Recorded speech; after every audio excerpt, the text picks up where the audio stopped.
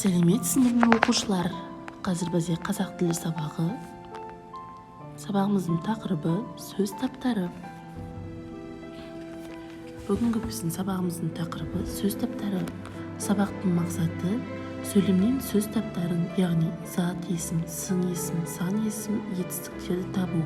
Бағалау критериялары сөйлемдегі сөз таптарына талдайды. Тыңдаған мәтін бойынша қойылған сұрақтарға жауап беріп, мәтінде жалпы не туралы айтылғанын түсінеді. Жалпы бүгінгі сабақта біз сіздермен осындай сөз таптарымен танысады екенбіз. Зат есім, етістік, сын есім, сан есім. Сабағымызды бастамай тұрып, сабағымыздың басын тілге арналған жаттығулармен бастасақ қалай қарайсыңдар? Сіздерге екі жаттығу берілген екен. Сағат және ат шауып келеді. Сағат жаттығуының барысы аузымыз ашық, тіліміздің ұшын ерніміздің екі жағына кезек-кезек апарамыз. Ат шауып келеді. Күлеміз, аузымызды ашамыз, тілдің ұшын таңдайға апарып тақылдатамыз. Осы жаттығулар арқылы сендердің өздерінің тілдеріңді дамытып, сабаққа деген дайындықтарыңды бастаймыз. Сабағымызды оқулықпен жұмыстан бастасақ, сіздерде қазақ тілі кітабының 2-ші бөлімін аласыздар. 4-ші бетте бүгінгі тақырып берілген. 1-ші жаттығудан бастасақ. 1-ші жаттығу. Тақырыбын оқып, мәтін мазмұнын болжа, мәтінді тыңдады. Өнер деген мәтін берілген. Мәтінді мұқият тыңдаймыз, өйткені қазір мәтін бойынша сұрақтарға жауап беретін боламыз. Өнер. Өнер адам баласының жасампаздығын білдіреді. Жасау, құру, өндіру деген мағынадан туындайды. Оның мақсаты адам өмірін қоршаған ортаны көркемдік тұрғыдан игеру. Өнердің сөз өнері, музыка, мүсін, кескіндеме, би, театр, сәулет өнері дейтін түрлері бар.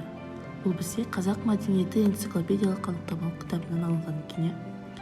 Жарайды оқушылар, ал енді айтайықшы, мәтін не туралы?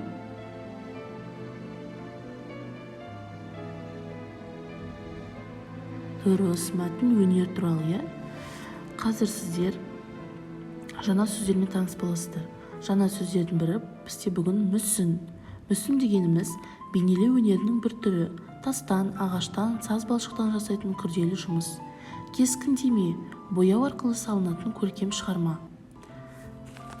Жаңа ғана айттық, бүгінгі сабақта біз сөз таптарымен танысамыз дедік. Зат есім, етістік, сын есім, сан есім.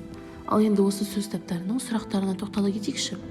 Зат есімнің сұрақтары: кім, не, кімдер, нелер. Етістік: не істеді, не қылды, қайтты. Сын есім: қандай, қай. Және сан есім: қанша, неше, нешінші. Есімізде сақтаймыз, ұмытпаймыз, жарайсыңдар. Бұл ережені біз өз дәптерімізге жазып қоюымызға болады. Бізде ереже дәптер бар. Ереже дәптерге осы сөз таптарының сұрақтарын жазып қойсаңдар болады. Ары қарай 4-ші бетте сіздерге 2-ші жаттығу берілген. Қазір біз көп нүктенің орнына тиісті сөз табын қойып, мәтінді оқимыз.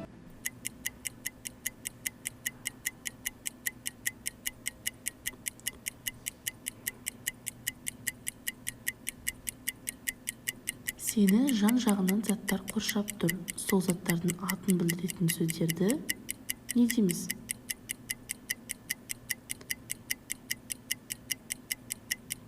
Заттардың қимылын, іс-әрекетін білдіретін сөздер қалай аталады?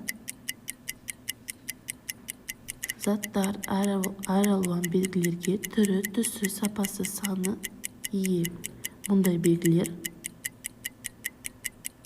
және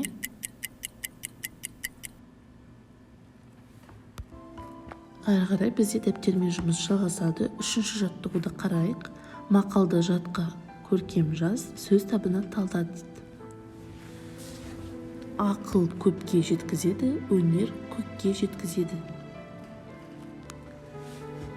Қандай сөз таптарын білеміз, есімізге түсіреміз? Зат есім, сын есім, сан есім, етістік. Жарайсыңдар. Қараймыз. Мысалға сендерге ақыл деген не? Зат есім, дұрыс. Не істейді? Ақыл жеткізеді. Бұл бізде етістік. Жарайсыңдар. осылай сөз табына талдаймыз. Әдемі дәптерге көркем жазып көшіріп жазамыз. Ары қарай сіздерге семантикалық кесте берілген, бұл жерде сіздерге сөз таптары берілген, зат есім, етістік, сын есім, сан есім және сөздер берілген. Мектеп, кен, төрт, оқиды, ойнайды. Бұл сөздерді қандай сөз таптары екенін тауып, сол жерге қосу амалын қоямыз. Мысалы, мектеп. Мектеп қандай сұраққа жауап береді?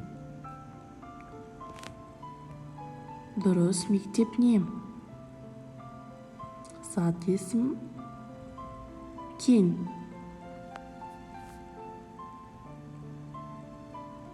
Төрт, оқиды, ойнайды.